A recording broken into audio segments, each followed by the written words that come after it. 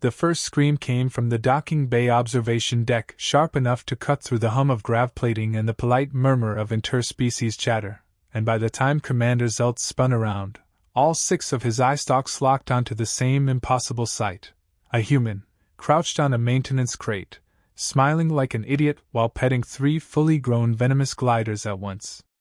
Everyone froze. The gliders didn't. They rippled their wing membranes in pleasure, bioluminescent veins pulsing a soft, dangerous blue as their barbed tails swayed lazily in the air. Each one of those tails carried enough neurotoxin to paralyze a battle tank crew in under 5 seconds. The placards were very clear about that. So were the 37 languages on the warning hologram still flashing behind them: never touch a venomous glider. Extreme lethality. Do not engage. The human scratched one under its chin. Oh yeah, the human murmured. You like that, don't you? Zelt's throat sacs fluttered in horror. Security! He barked, his translator struggling to keep up with the pitch of panic in his voice. Security, we have a Class 7 containment breach, and the human is stars above. He's petting them. The human looked up, brown eyes bright, hands still moving in slow, gentle strokes along iridescent hide. Huh! Oh, hey, Commander. You guys weren't kidding, these little dudes are stressed. Little dudes. The smallest of the 3 gliders was nearly 2 meters long from snout to tail tip, its wingspan brushing the ceiling struts as it leaned into the human's touch. Its needle teeth were visible now, but instead of snapping, it made a low, thrumming sound that vibrated through the deck. That is not stress relief behavior, Zelt hissed. That is a predatory pacification response. Step away. Slowly. Before they decide you are prey. The human, Evan Reyes, if Zelt remembered the personnel roster correctly, laughed softly. Nah. They're not predators right now. They're anxious. An anxious venomous glider was still a venomous glider.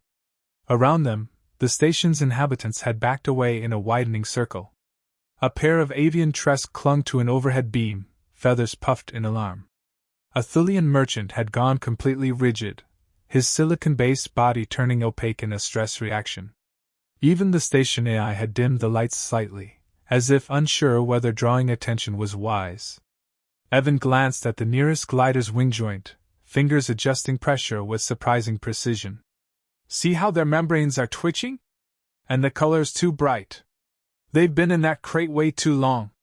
You are not a licensed xeno-handler. Zelt snapped. True, Evan said cheerfully. But I grew up around sugar gliders. And pit vipers. And my aunt ran a rescue for nervous animals. Zelt did not know what any of those things were, but he was increasingly certain they were not appropriate training for this situation. These creatures evolved on a high-gravity death world, he said. Their venom dissolves synaptic tissue. There are entire planets quarantined because of them. Yeah, Evan replied, nodding while the second glider nuzzled his shoulder. I read the briefing. They're also pack-bonding gliders with complex social cues and a tendency to lash out when isolated. The third glider suddenly flared its wings, barbs flexing. The crowd gasped as one. Evan didn't flinch. He shifted his weight, bringing his knee up just enough to give the glider something solid to brace against. Easy, buddy. No one's hurting you. The flare subsided. The glow dimmed. Zelt's mandibles clicked together in disbelief. You should be dead. Evan grinned. I get that a lot. The situation, absurd as it was, had begun 10 minutes earlier when the freighter Velis Dawn docked with Research Station K7, carrying a live specimen transfer from the outer systems. Venomous gliders were supposed to be transferred directly to a reinforced habitat module under sedation. Instead, a faulty gravlock and an overworked cargo handler had resulted in 3 crates cracking open on the docking bay floor. The first glider had escaped in a blur of wings and toxin-tipped fury. The second followed. The third had torn its way out moments later, setting off alarms and panic protocols across the station. And then Evan Reyes had walked in. He hadn't been scheduled to be anywhere near the bay. He was a cultural liaison, newly assigned, still learning the station layout. When the alarm sounded, he'd assumed it was a drill. When he saw the gliders, his first reaction hadn't been fear. It had been concern. "They're terrified," he'd said then, too, stepping forward while everyone else scattered. Now, Zelt watched that same human gently maneuver a lethal alien creature into a calmer posture, and the stakes settled like a weight in his thorax. If Evan was wrong, if even one glider decided to strike, the venom would act faster than any medical intervention. Worse, the gliders might respond defensively to his death, turning the bay into a killing field. "Human Evan," Zelt said carefully, lowering his voice. "If you are harmed, the station will be forced to initiate lethal countermeasures. That will include killing the gliders." Evan's hands stilled for the first time. His smile faded just a little. "Yeah," he said quietly. "That's what I was afraid of."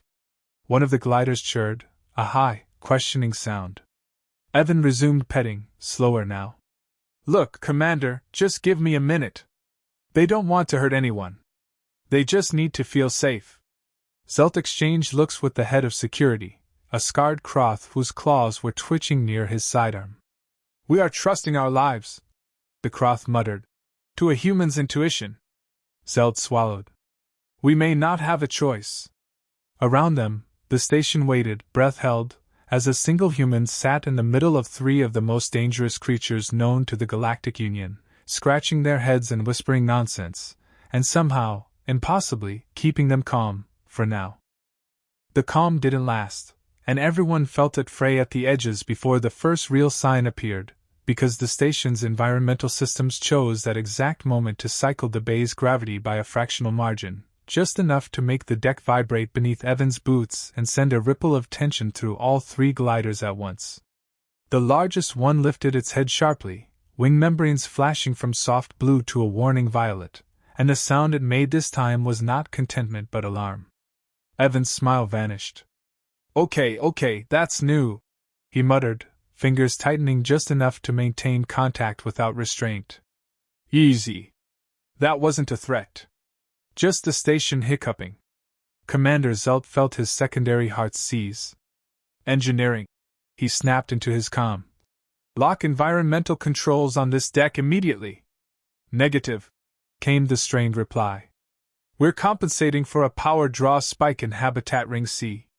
If we don't rebalance..." Another tremor ran through the bay, stronger this time. The second glider hissed, barbed tail lashing the air with a sound like tearing silk. Its toxin glands glowed brighter, veins pulsing dangerously close to white. The crowd recoiled another step, some species bumping into bulkheads as panic spread. Security weapons came up despite orders, their targeting systems whining as they tried and failed to get a clean lock on creatures constantly shifting position around a human-shaped obstruction.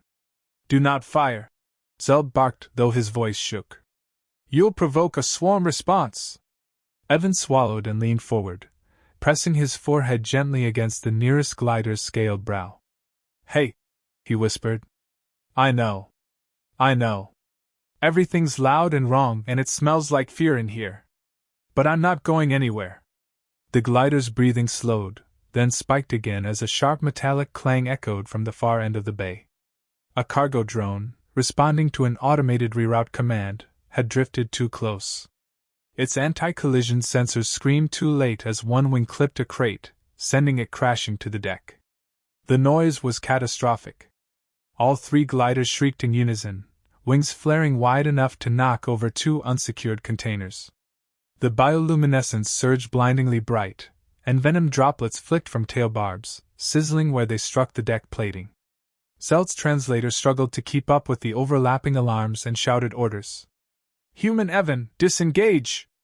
"Now!" Evan didn't disengage. He did something that made several onlookers faint outright. He stood up. Slowly, carefully, he rose to his full height, keeping one hand on each glider, moving with exaggerated calm as if standing among live explosives. His other hand came up, palm open, fingers spread in a universal gesture of non-threat that had no business working across species. "Okay," he said, louder now, voice steady despite the chaos. "New plan."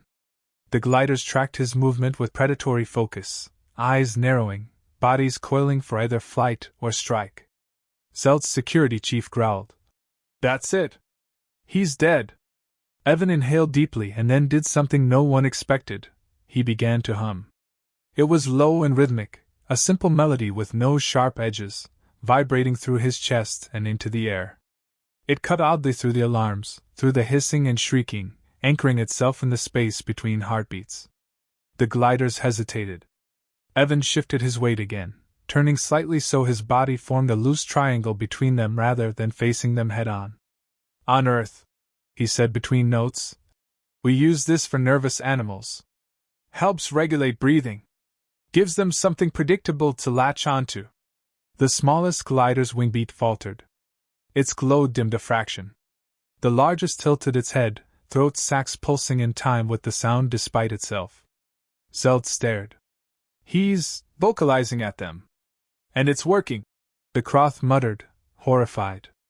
But the complications kept coming, as they always did. A new alert flashed across the bay's central display. Research module breach imminent. Automated containment protocols arming. Zelt cursed in 3 languages.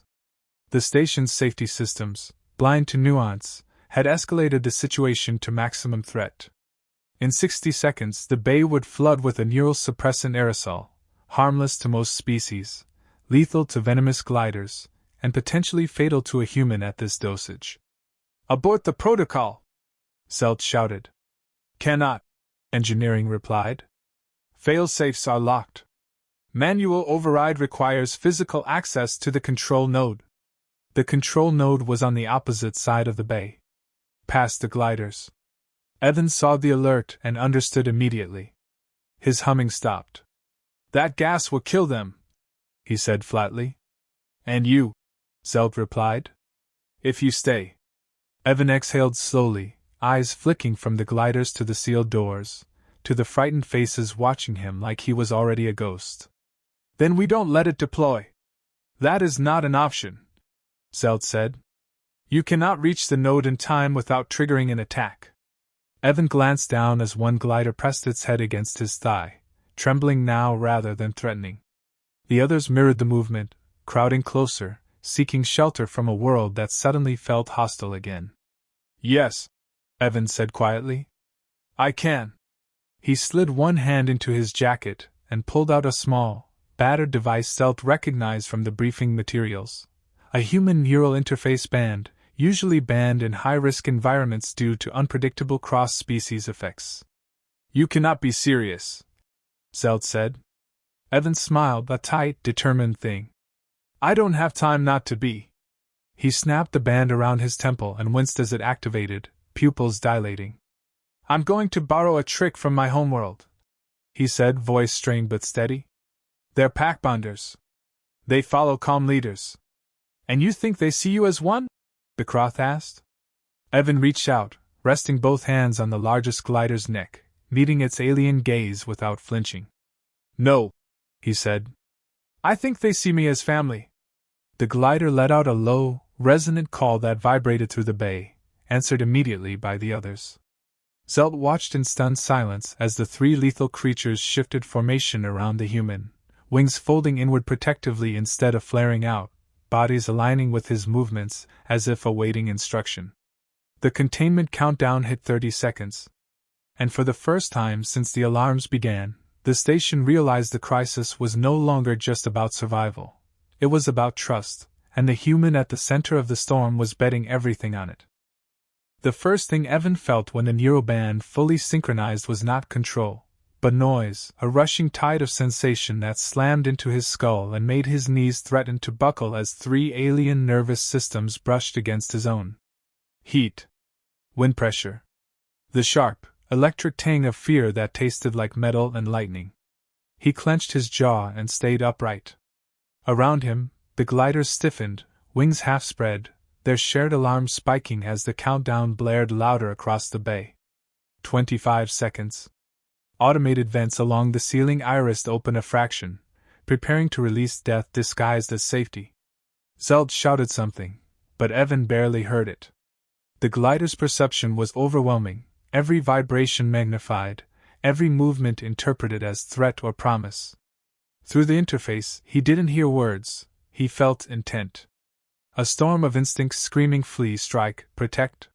He pushed back gently, not with commands but with emotion. Calm. It was harder than it sounded. His heart was hammering, sweat slicking his palms as venomous tails brushed far too close to his legs. One mistake, one surge of fear leaking through the link, and this fragile bond would shatter. Okay, Evan whispered, mostly to himself. We're doing this together. The largest glider's wings folded tighter around him, its body angling between Evan and the armed security line. Through the neural link, Evan felt its readiness to die in his place, a protective instinct so fierce it nearly stole his breath. No, he murmured. Not like that. He took a step forward. Every weapon in the bay tracked the movement. The Kroth security chief swore violently as targeting systems screamed warnings. Human Evan, stop! Zelt cried. They will interpret forward motion as an attack vector. Evan kept walking. Each step was measured, deliberate, his boots scuffing softly against the deck. The gliders moved with him, not dragging him back, not surging ahead, but matching his pace with eerie precision. Wings brushed the floor, shielding him from every angle like living armor. 10 seconds ticked away. The control node loomed ahead, its access panel glowing a mocking green, just out of reach. Then everything went wrong. A junior security officer, too young, too scared, stumbled backward, his foot catching on a fallen crate. His rifle discharged as he fell, the energy bolt screaming past Evan's shoulder and slamming into the deck inches from the smallest glider's head. The glider screamed. Pain, rage, terror exploded through the neural link so violently Evan cried out, clutching his skull as the feedback spiked. The glider's bioluminescence flared blinding white, toxin glands flooding, tails whipping up in a lethal arc. Fire! Someone shouted. No! Zelt roared, but it was lost in the chaos. Time seemed to slow as the gliders coiled to strike, instincts overriding everything Evan had built. In that frozen instant, he understood exactly how close he was to failing, how thin the line between trust and massacre truly was. He did the only thing he could. He dropped to his knees. The movement shocked everyone, especially the gliders. Through the link, Evan poured raw vulnerability into the connection, stripping away authority, dominance, fear. He let them feel his racing heart, his certainty that if they lashed out now, they would all die together. Not an order. A plea. The gliders hesitated mid-strike, bodies trembling, caught between instinct and something new they had never experienced from another species, shared consequence. Evan pressed his forehead to the deck, hands spread wide, utterly defenseless. I trust you, he whispered, voice breaking. Please! The countdown hit 5 seconds. For a heartbeat that stretched into eternity, nothing happened. Then the largest glider let out a deep, resonant call that drowned out every alarm in the bay. It slammed its wings downward, not in attack, but in a powerful gust that knocked the smallest glider's tail harmlessly aside and forced the others to ground. The light dimmed. The venom glands receded. Zelt felt his legs give way in relief as the glider settled, bodies low, wings partially folded, not submissive, but steady. Evan didn't waste a moment. He surged to his feet and sprinted the last few meters, gliders moving with him like living shadows. He slammed his hand onto the control node, ripping open the panel with more force than finesse and plunging his arm into a tangle of conduits. Override code! Engineering shouted over comms. I don't have it! Evan yelled back, already yanking free a glowing cable. I'm improvising!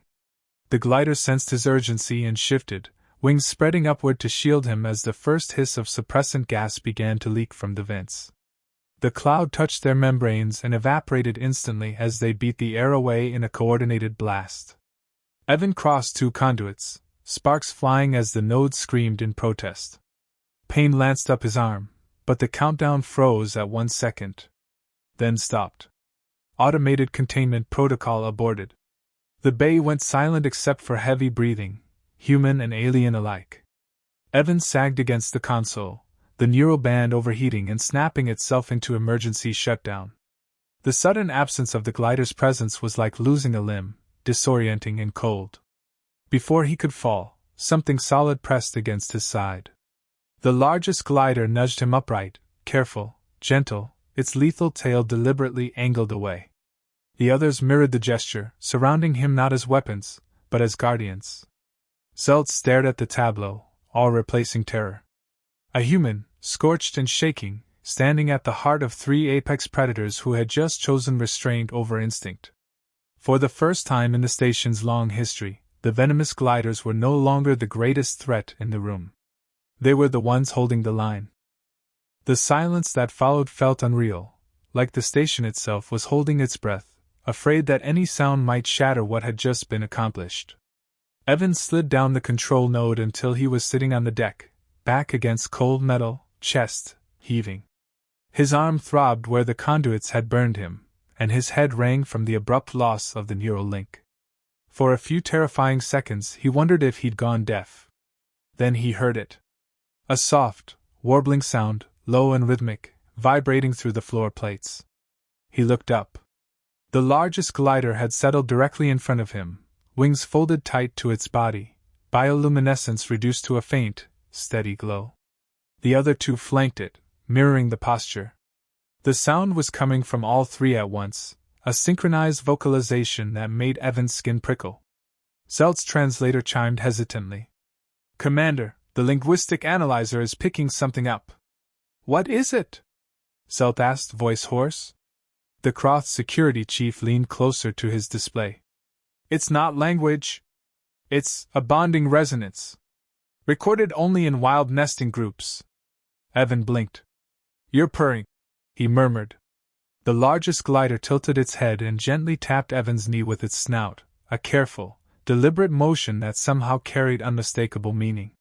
"You're welcome," Evan said weakly, then winced as he tried to stand. Before anyone could move to help, two wings slid beneath his arms and lifted.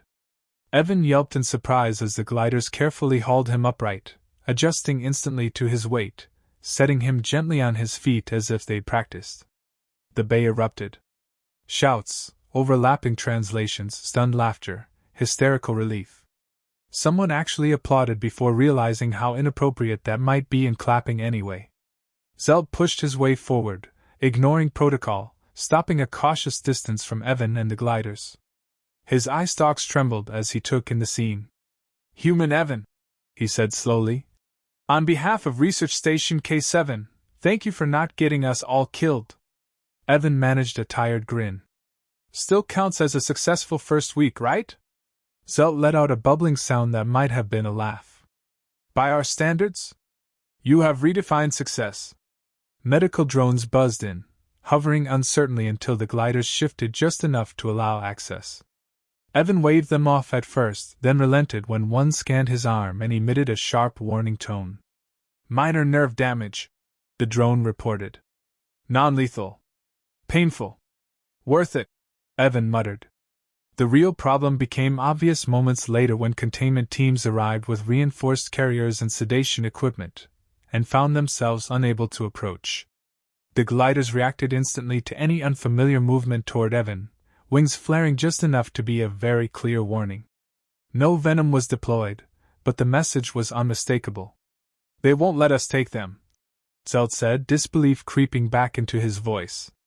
"No," the xenobiologist whispered, eyes glued to her scanner. "They've imprinted on him." Evan closed his eyes for a moment. "Okay," he said carefully.